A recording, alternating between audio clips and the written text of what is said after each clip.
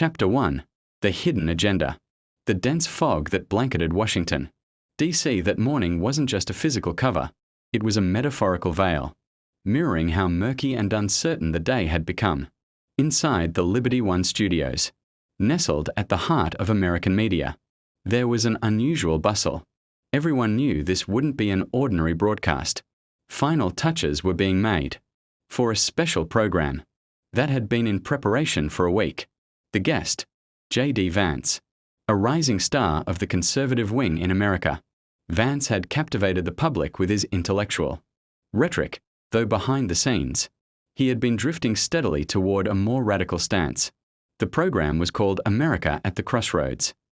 But this episode carried a different weight, an agenda the cameras weren't aware of. The show's producer, Hannah Morrison, adjusted her headset and headed toward the control room. A sense of unease settled over her. It wasn't just the usual live broadcast nerves. The whispers coming from the inside hinted at a surprise brewing for this particular segment, but no one knew the details. Hannah had only heard one sentence. Tonight, America's true face will be revealed. Traoré's invitation. Coincidence or strategy? Something unusual had happened in the final. 24 hours before the broadcast, a second guest had been added, Ibrahim Traoré, the young leader of Burkina Faso. Though not often featured in mainstream media, he was known across Africa for his charismatic leadership. The American political audience didn't know much about him, but after tonight, they wouldn't forget him. Traoré's invitation had come from the highest levels. The U.S. State Department had specifically requested his inclusion. It was far from routine. Some journalists suspected a diplomatic maneuver behind the invitation. Others chalked it up to PR optics. But no one really knew the truth. First contact in the studio. 2 hours before airtime, J.D. Vance arrived at the studio. His suit was immaculate. After a curt greeting, he went directly to the makeup room. Through his aide, he made one thing clear. No matter who's sitting across from me, I'll state my position clearly. America's values are under threat. That's what I came to discuss. Right at that moment, Ibrahim Traoré stepped into the studio. Accompanying him were only 2 people, his translator and a personal advisor. No security detail. No grand entrance. It was a quiet, confident arrival. Hannah felt a chill run through her. There was a calm intensity in Traoré's eyes that she hadn't seen before. When their eyes met, he offered a polite bow in greeting. Hannah asked softly, "Are you ready, Mr. President?" Traoré replied simply, "I am. But are the truths ready?" The first step of a larger plan. Inside the control room, tension was building. Camera angles were being finalized, and the technical crew whispered urgently about a last-minute email. Graphics scheduled to appear on screen during the broadcast had suddenly been changed. Old documents, classified reports, details of international agreements. Some of these materials had never before been seen by the American public. Who had inserted the files? Where did they come from? No one knew. But one thing was certain. These documents could spark consequences far beyond an ordinary television program. Whispers in Washington. At that very hour, political circles in Washington began buzzing. Advisors inside the White House had formed special teams to monitor the broadcast closely. Rumors swirled that agents from the CIA and NSA were ordered to record the entire segment. Why? The answer was simple, but chilling. Ibrahim Traoré is preparing to expose something. It was said that some of the documents he carried contained evidence of U.S. interference in African nations, economic manipulation, covert operations, political engineering. If Traoré revealed any of it live, it wouldn't just challenge a politician's image, it would put an entire system on trial. J.D. Vance knew none of this. Or if he did, he didn't show it. But one person did know, Hannah. Just before the broadcast, she received a brief, anonymous message. It said only, "When the cameras turn on, everything will change. Be ready." Chapter 2. The calm before the storm in the studio. Tilda 1 200 words. 8:44 p.m. Only 16 minutes remained before the broadcast. The inside of the Liberty One studios wasn't just buzzing, it was on edge. Everyone felt something was different, but no one knew exactly what. Sitting in the director's chair, Mike Delaird, a man with decades of experience, felt a tension he'd never experienced before. He rubbed his forehead, as if trying to drown out the voices in his earpiece. What's going on, Hannah? Who uploaded those files at the last minute? And why are they hidden under a folder labeled Security Briefing? Hannah averted her eyes. I don't know, Mike. I really don't. But we can't stop the broadcast now. A fragile balance. The silence in the studio resembled the eerie stillness before a storm. In the makeup room, J.D. Vance looked at himself in the mirror and whispered a final line. This will be the day I win back the people's trust. Beside him, his media advisor quietly pulled out a folder. Inside were the talking points expected to be covered during the show: immigration control, redefining national values, African foreign policy. These are the key things to say about the Burkina Faso leader. The advisor said, but don't go too far. This is still national television. Vance merely nodded, but his eyes said something else. If I have to go far, I will. The fate of this nation is being shaped on that stage. Traoré's preparation. In a nearby room, Ibrahim Traoré sat in silence. He wore not a traditional African robe, but a plain, dark navy suit. Still, his posture and gaze set him apart from any ordinary guest. His personal advisor offered him some last-minute notes, but Traoré raised his hands and declined. No need. I'll just speak the truth, he said. His translator warned that some terms might be difficult to render clearly during the broadcast. Traoré turned and smiled gently. Some truths cannot be translated, but they can be felt. He opened the briefcase on the table in front of him. Inside were dated diplomatic documents, classified correspondences, and intelligence reports detailing US-Africa relations. Whether he would actually unveil these during the broadcast was still unclear. But one thing was certain: with these documents, he would either be immortalized or silenced. First contact, when eyes speak. With 5 minutes to go, both guests took their places on the stage. A moderator sat at the center, flanked by the two leaders.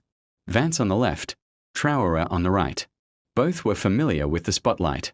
But this time, the atmosphere between them was charged. Vance glanced briefly at Traoré. Traoré didn't look away.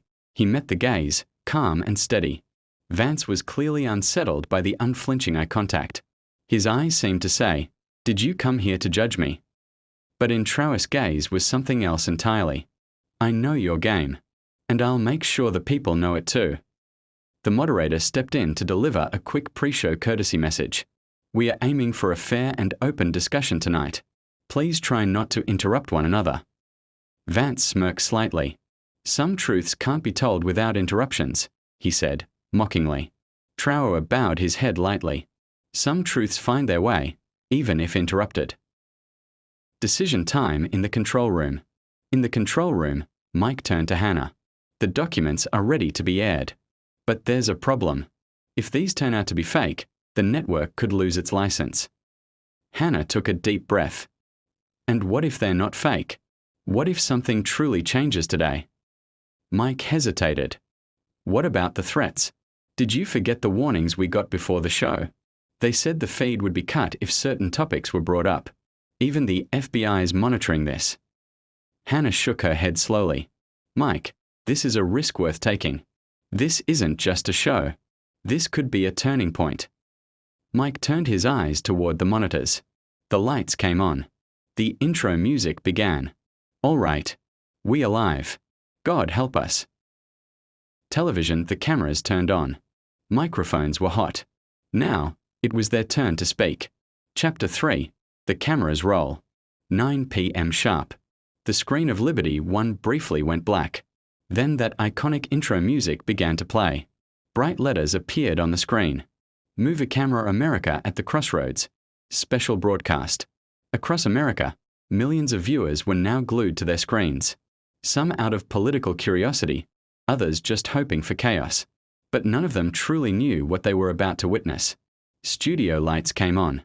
Moderator Laura Beckett smiled from the center chair, though the tension on her face was impossible to hide. "Good evening, America. Tonight, we have two very special guests in the studio, Senator J.D. Vance from Ohio, and the President of Burkina Faso, Ibrahim Traoré. As the world rapidly changes, we'll discuss global politics, the future of democracy, and the voice of the people with these two leaders. The cameras turned first to Vance. He nodded with his usual air of confidence. Then to Traoré. There was a slight shadow in his eyes, but a calm line rested on his lips.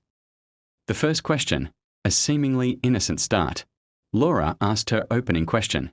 Senator Vance, you recently stated that American values are under threat. How would you define that threat? Vance was ready. His words were sharp, clear. The American people are being deceived by corrupt media, greedy elites, and international manipulations. Our borders are wide open. Our culture is eroding. And foreign actors, especially certain African leaders, are fueling this decay. The words were harsh, and though not directly, clearly aimed at the guest sitting next to him. The camera cut to Traoré, but he didn't react. He simply listened. Laura, slightly tense now, moved to her second question. President Traoré, how would you respond to these accusations? From silence to strength, Traoré speaks for the first time. Traoré leaned in toward the microphone. His voice was calm, measured. I understand very well what America sees as a threat, but sometimes what you perceive as a threat is simply the truth being revealed. The studio fell quiet. Laura encouraged him to continue. What do you mean by that? Traoré closed his eyes for a moment. He didn't reach for the briefcase filled with documents. Instead, he clasped his hands and turned directly to Vance. Senator Vance, you portray African leaders as sources of corruption.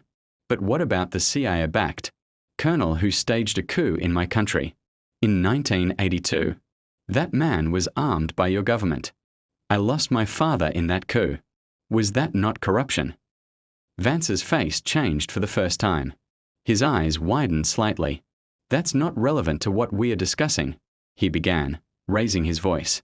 No, Traoré interrupted. It's exactly what we are discussing. You focus only on today. We still carry the wounds of the past. The first shockwave hits the broadcast. Laura, now slightly panicked, glanced at her notes and listened to Mike's voice in her earpiece. Let him speak a bit more. The numbers are exploding. We are breaking viewership records. Laura nodded subtly and turned back to Traoré. You may continue, Mr. President. Traoré sat up straighter. Now, it wasn't just his words. His presence had shifted.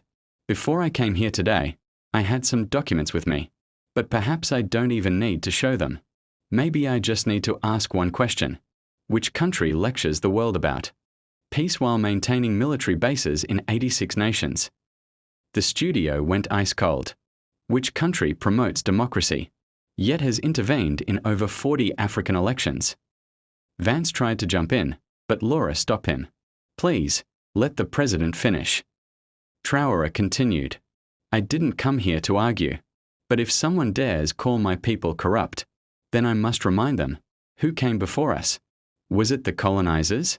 The military advisors? Or was it your corporations? Social media explodes. At that moment, Twitter, TikTok, and YouTube blew up simultaneously. Trending hashtags included hashtag Traoré Unfiltered, hashtag Exposed on Air, hashtag Who Really Runs the World, hashtag Vance Silenced, hashtag Live TV Drama. The live broadcast had reached over 5 million viewers. On TikTok, Traoré's words had already been turned into viral clips. We are not corrupt. We resisted. Whatever you've tried to hide, we remember. Vance on the defensive for the first time. In the later moments of the show, Vance tried to recover. I don't belittle your pain, but we are here to talk about America's problems today. My people are hungry, unemployed, and anxious. Foreign powers are partly to blame for that. Traoré slowly shook his head. If you truly care about your people, then expose those who deceive them. The ones who elected you expect leadership, not distraction. Laura was in shock. The broadcast plan was in shambles. 14 prepared questions sat untouched. None of them seemed relevant anymore. Because suddenly, This wasn't about individuals.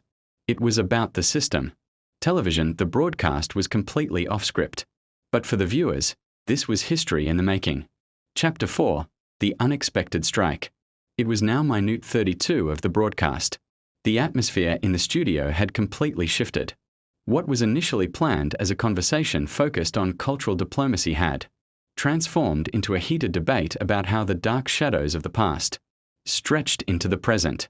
Laura Beckett glanced at her printed questions and realized that none of them were relevant anymore. She decided to trust her instincts. Senator Vance. President Traoré, let's bring it to this point. Today's youth, whether American or African, have deep distrust in politics. What would you say to them? It was meant to be a peaceful transition, a question to de-escalate the tension. It didn't work. Vance explodes. J.D. Vance leaned into his microphone. There was now a sharp glint in his eyes. His voice rose slightly. I'm on this stage to tell the truth to America's youth. But across from me is a leader using old traumas to blame the American people. No one here gets to play the victim and turn this into a historical sob story. Traoré furrowed his brows. Tension was rising again in the studio. Do not tell our history like it's a victim's tale. Senator Vance, he said calmly, because that history is the very foundation of your current policies. Vance narrowed his eyes. With a sudden burst of emotion, he half rose from his seat. America is the leader of the world. We accomplish what your countries have failed to do. In technology, education, and freedom, we lead. And if your people are still starving or at war, maybe the blame shouldn't be cast elsewhere. Those words changed the course of the broadcast. This was no longer a battle of ideas. It had become a direct attack. Traoré paused for a few seconds. His expression shifted, perhaps anger, perhaps sorrow, or maybe just profound disappointment. Then, he slowly reached into the inner pocket of his blazer and pulled out a document. Traoré's move. The cameras caught the motion. Director Mike Deled ordered a zoom in. The document's bold header was clear. Page facing up, confidential. 2009 AFRICOM strategy memo. Traoré laid the document on the table. Looking Vance directly in the eyes, he began to speak. This document outlines your country's strategy for economic manipulation in 17 African nations. The objective? Resources, oil, gold, lithium. And what does it say? These states cannot make their own decisions. They must be guided. Vance straightened up, his voice hardening. These are fake documents. Propaganda.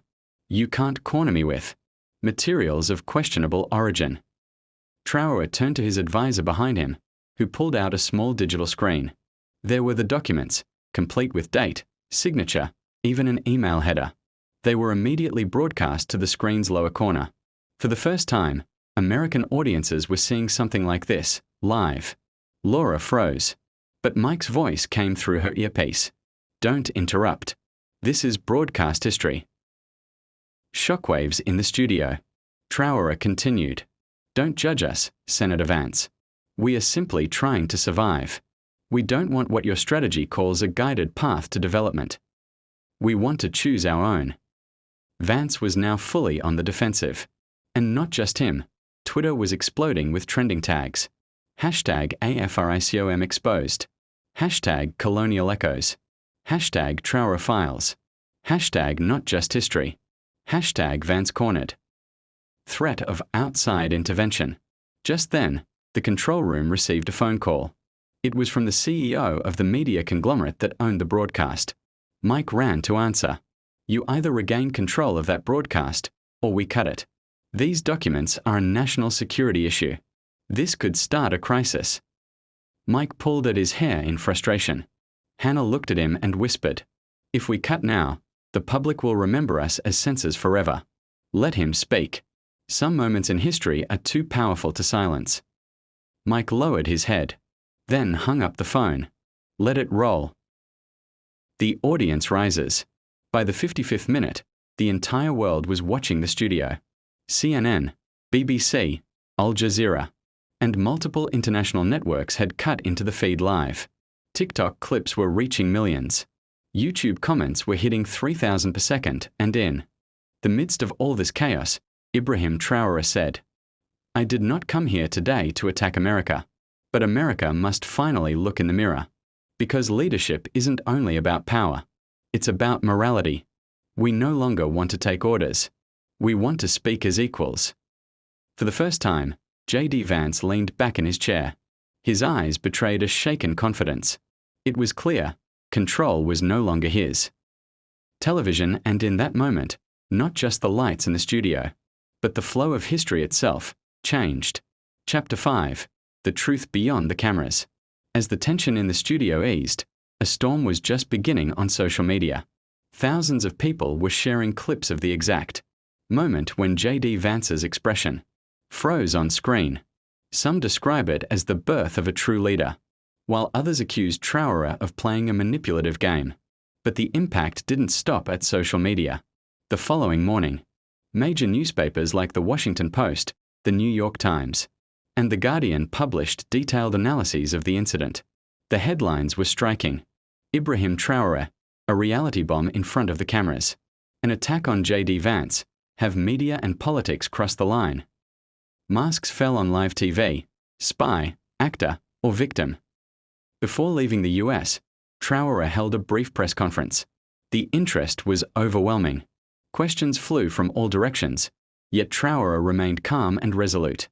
"This wasn't just a defense," he said. "It was a moment that revealed how the system works, who controls what, and why there are efforts to silence us.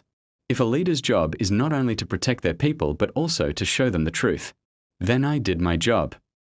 His words echoed across global media like a rallying cry. Chapter 10. In the Shadow of the Pentagon.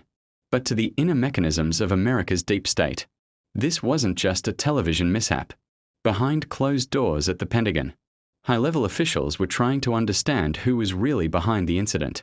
The footage was replayed over and over. Questions were flying. How did Traoré react so quickly? Why was the production team so unprepared for such an attack? Could this have been an intelligence operation? The CIA formed a special unit to investigate the incident's hidden layers. The collected data revealed that the assailant had previously been seen in Europe under multiple identities as a so-called journalist. But the connections went far deeper. As the attacker's background was uncovered, shocking revelations surfaced. This person was an intelligence contractor who had infiltrated both civil society and political spheres through a media agency. Most importantly, it was revealed that this individual had attended a secret meeting with Vance's advisors months earlier. Chapter 11. The White House reacts. The White House, realizing the situation had spiraled out of control, was forced to backpedal. The president issued a formal statement, saying, "Such provocations harm our democracy. The integrity of independent media must be protected at all costs." But the press wasn't satisfied. The central question persisted. Was this attack premeditated? What role did Vance's team play? Why was Traoré targeted? Vance remained silent for a time. His social media accounts also went dark. But a few days later, he appeared on camera and addressed the situation. What happened on that live broadcast was a disaster. Regardless of the circumstances, I would never want to be part of something like that.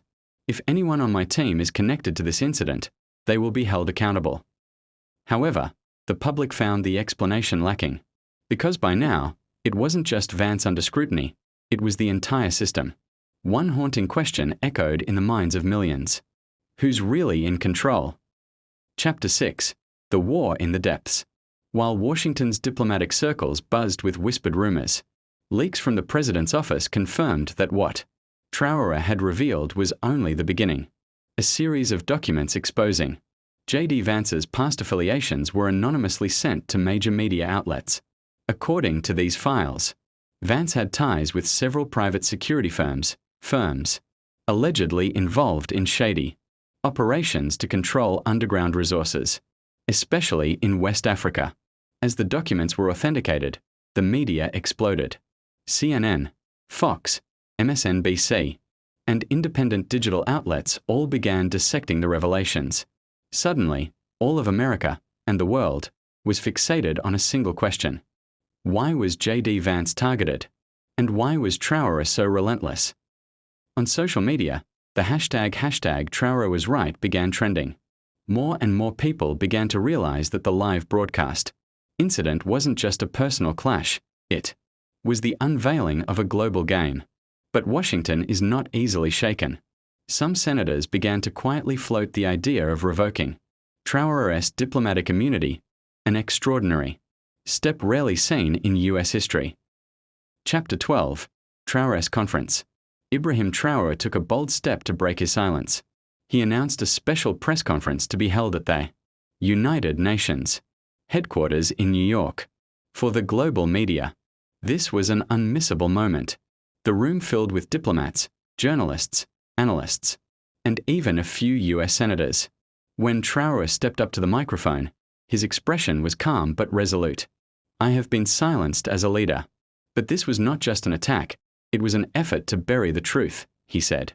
"Today, I will not only explain the attack, but the reason behind it." As the presentation progressed, shocking images and documents appeared on the screens: satellite photos, intelligence reports, and internal memos. They revealed turf wars around rare earth element mines in West Africa, armed groups allegedly funded indirectly by US-based companies, and covert networks linking these entities to political figures within America itself. Although Traoré never directly named anyone, the implications in the documents were crystal clear. Figures like Vance had enabled policies designed to keep Africa's wealth under foreign control. The silence in the room made every word weigh heavier. Chapter 13. Political Earthquake. After Traoré's presentation, the media went into overdrive. The New York Times ran the headline: "Are explosive claims from African leader. Truth shakes US politics." The Washington Post was even more direct.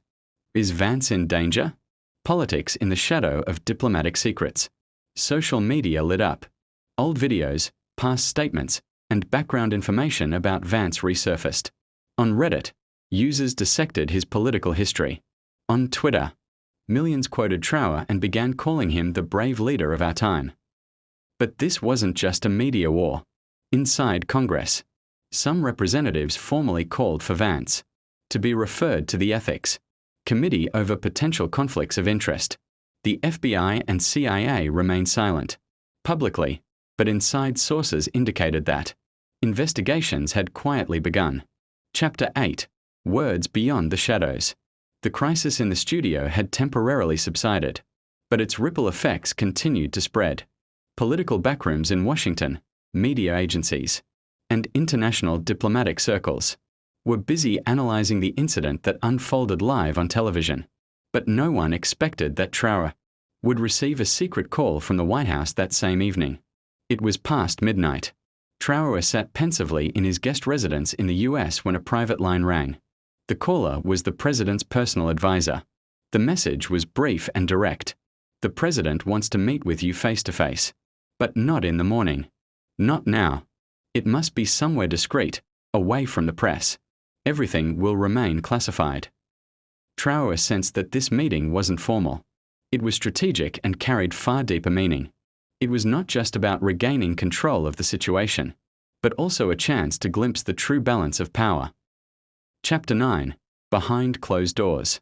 In the early hours of the morning, at a classified government facility outside of Washington, D.C., Traoré met with the president and 3 of his advisors in a small, windowless room. The air was quiet, but the tension inside was electric. The president, wearing an expression of tension mixed with caution, began to speak. "Mr. Traoré, what you did last night shook public opinion. But let me be clear with you here. The attack during that broadcast was not planned. Yet you spoke as if there were a larger scheme behind it." Traoré's reply was sharp. "Even chaos without planning is a product of a system. Your system." One of the advisors interrupted. "That same system is the one that has supported you, Mr. Traoré." But Traoré didn't back down. "No, that system serves no one but itself. The attack on Vance was just a spark. The real fire lies in the rage you've kept buried for years. Last night, we walked on the edge of that fire." The room fell silent. The president bowed his head. A few moments later, he stood and approached Traoré. "People are talking about you, Mr. Traoré. Your courage, but also your danger. You're becoming a threat to the order of this country. Traoré raised his head, his words deliberate. If truth is a threat, then I will defend it without hesitation. Chapter 10. Media Explosion and a New Alliance. Within 48 hours of the meeting, Traoré's words had been shared millions of times across social media. Some dialogue from the private meeting had been leaked by an unknown source. The truth behind the scenes had yet to be fully revealed. But everyone was now asking the same question. What does Traoré know? Many journalists attempted to contact him, but he remained silent until he announced a single international press conference. When the day arrived, the world watched. Traoré stood before the cameras and opened with a single sentence. A nation's strength is not measured by the truths it suppresses, but by the courage it shows in facing them. Then, he held up a sealed envelope. He didn't reveal what it contained. He only said, "Inside are not only traces of the attack on J.D. Vance, but of systemic decay. But I will not release this now. I will reveal it when the time is right." The mysterious announcement caused a media frenzy. The issue was no longer just the assault on Vance, it was about when, and how a deeper truth would be revealed. Chapter 11. The Breath of the Deep State. The hidden power centers saw these developments as a growing threat. Officials at the CIA, NSA, and Pentagon began preparing special reports to monitor and potentially neutralize Traoré's actions. However, among them were some who listened to his warnings, who believed the system needed to be rebuilt. Traoré had become both a symbol of hope and a symbol of danger. He was no longer just an African leader. He was a figure casting light directly on the West's decaying structures. Meanwhile, J.D. Vance had been discharged from the hospital, but had not appeared publicly. His silence raised even more questions than the assassination attempt itself.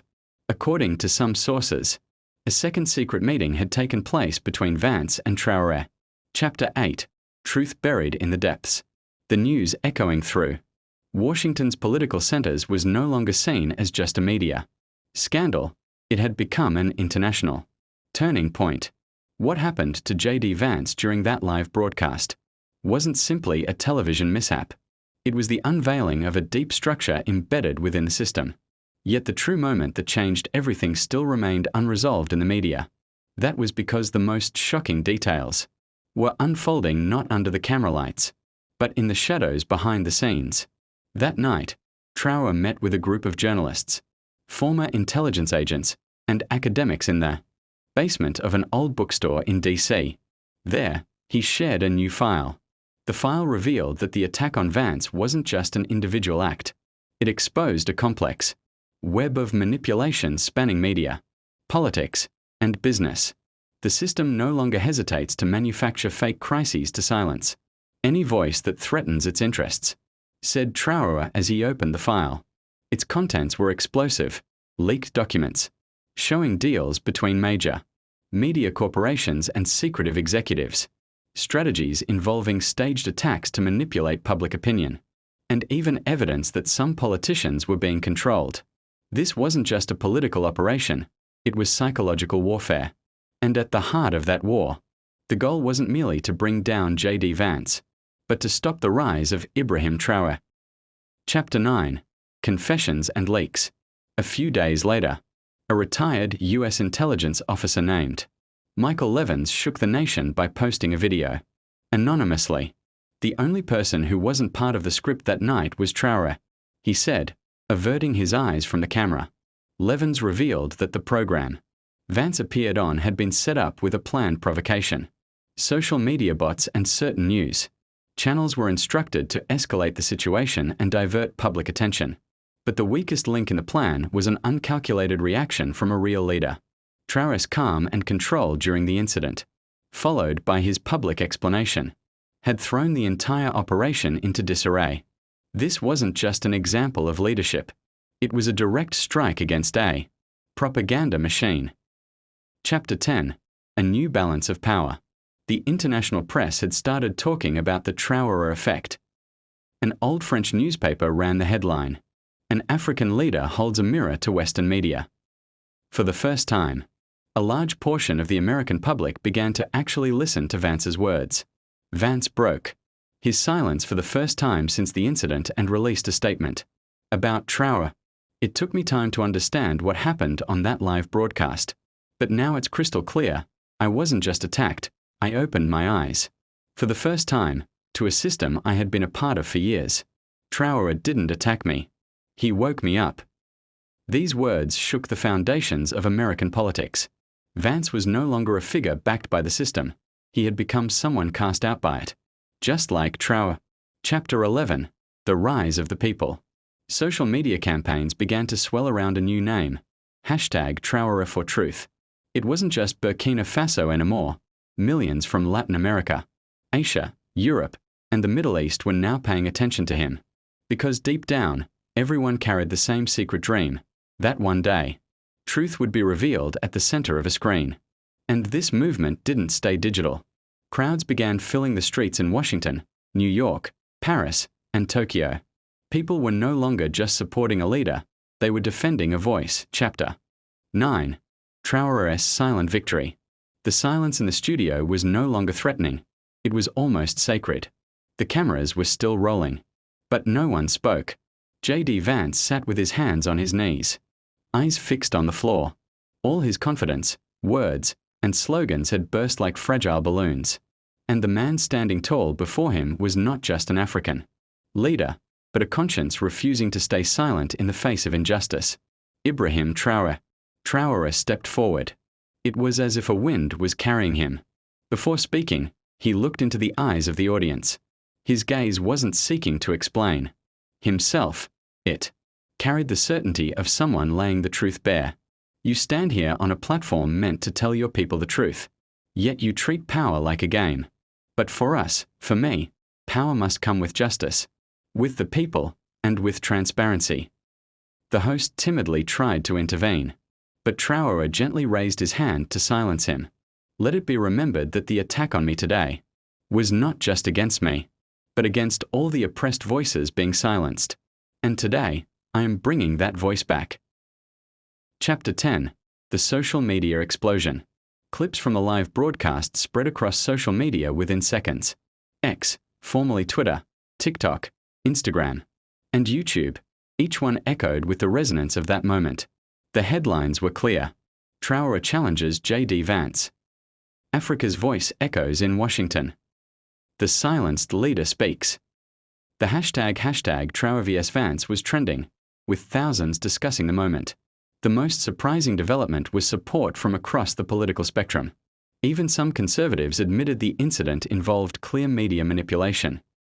Chapter 11. Emergency meeting at the White House. That night, an emergency meeting was held at the White House. The president and his advisors were calculating the diplomatic waves this event would trigger. Traoré's reaction was far beyond anything we anticipated, said the National Security Advisor. Anyone who can speak that strategically is not just a politician, someone who understands the psychology of the people. Some advisors began to see Traoré as a potential major international figure. One even said, "Perhaps we are witnessing the Mandela of our time." Chapter 12.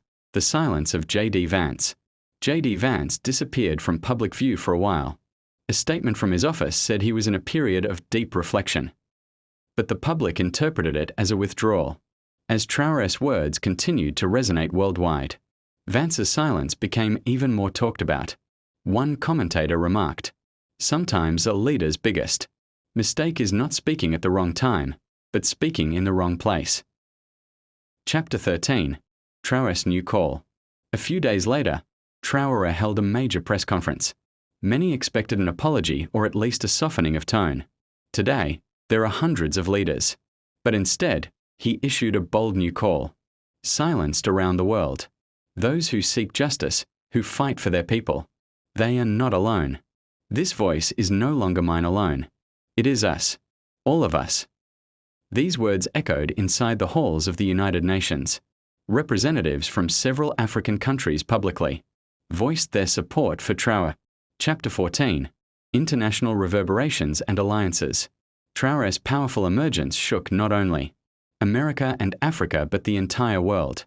During a special session at the United Nations General Assembly, A number of country leaders praised Traoré's courage and emphasized the importance of his words.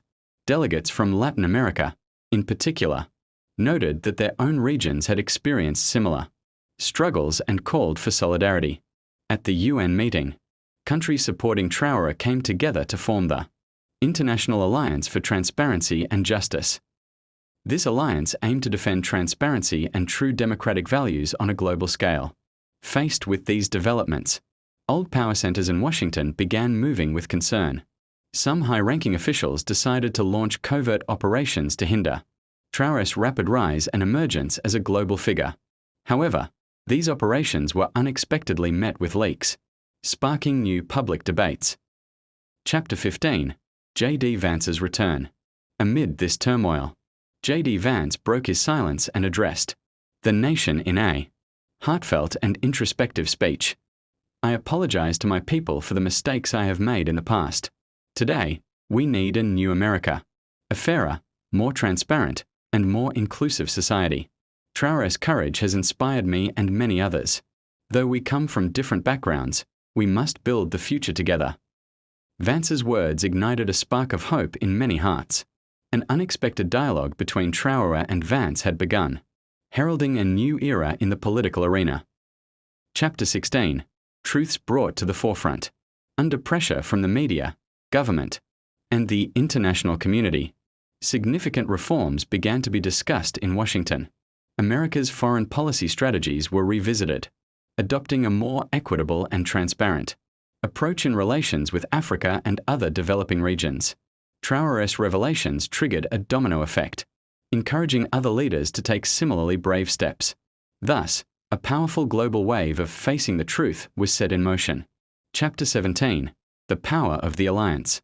The International Alliance for Transparency and Justice quickly gained strength. Member countries launched a series of projects to enhance economic, political, and cultural cooperation. Local development initiatives in Africa, Latin America, and parts of Asia received swift support, while new mechanisms were developed for the fair sharing of natural resources. Traoré became the face of this movement, inspiring youth around the world. His vision centered around the idea of a world that grows together and seeks justice together. Meanwhile, in America, Vance and other reform-minded politicians began working to dismantle the boundaries imposed by old politics. Chapter 18. Resistance and Struggle. However, this process of transformation was not easy. The remnants of the deep state accelerated covert operations to block the new order. Disinformation campaigns in the media, cyber attacks, and economic sanctions came into play. Despite these assaults, Traoré and the alliance members did not falter. In the harshest moments of the struggle, Traoré's words, "We will continue the fight for true justice and freedom," gave hope to millions. Solidarity between leaders and people strengthened, while the corrupt structures of the old regime began to crumble. Chapter 19. A New World Vision. After years of effort, the world entered a new era. Communication among leaders increased, and human rights and sustainable development goals took center stage on the global political agenda. Traoré's story became a shared symbol of hope and resistance, not only for Africa but for all humanity. And throughout this entire process, that single moment on live broadcast went down in history as the moment when truth courageously faced the world. Chapter 20. The Revolution Born from Silence. As time passed, Traoré's stance and words from that night remained fresh in people's memories. This was no longer just a political struggle. It had become a societal awakening. Young people began to organize themselves, breaking free from old molds to make their voices heard. These movements manifested in widespread protests and campaigns for freedom, justice, and equality across different regions. During this process, the dialogue between Traoré and Vance deepened. The two leaders shared their lessons with each other, contributing to the construction of a new worldview. Though disagreements did not disappear entirely, they managed to act together toward common goals. Chapter 21. The Breaking Point. One day, Traoré's alliance faced a major election. This election was not only about the fate of a leader or a few countries, but symbolized global change itself. Traoré addressed his people. "This election will decide our future. It's time not just to vote, but to raise our voices and defend our rights. When Election Day arrived, millions went to the polls. The results declared the victory of the alliance led by Traoré. This was a turning point that showed the irreversibility of change to the world. Chapter 22. New Horizons. Following the victory, Traoré and alliance members continued their journey with new projects. Revolutionary steps were taken in education, health, technology, and environmental fields. The voices of previously suppressed societies were now heard on global platforms. Vance accelerated reforms in America, leading his country to shed its old image and move toward a fairer future. The two leaders learned to see their differences as strengths and focused on their shared goals. Chapter 23. From Darkness to Light. The movement led by Traoré had become a herald of a new era not only in Africa but worldwide. Power was no longer measured merely by economic or military superiority, but by justice, transparency, and solidarity. Traoré often used this phrase in his speeches. Power finds its meaning where peoples unite. These words fueled the desire of peoples to determine their own destinies and opened a new chapter in international relations. Chapter 24. Toward the End. After years of struggle and change, the events of that night on live broadcast secured their place in history books. Traoré's brave stand was told as one moment that changed the world. J.D. Vance, on the other hand, was remembered as a leader who had learned important lessons, becoming more humble and inclusive. In the final scene, Traoré and Vance are seen sitting side by side at the UN General Assembly. Both wear faces marked by fatigue yet full of hope. The camera slowly pulls away, and the curtain falls. Epilogue. New beginnings. The story did not end here. On the contrary, it symbolized the dawn of a new age.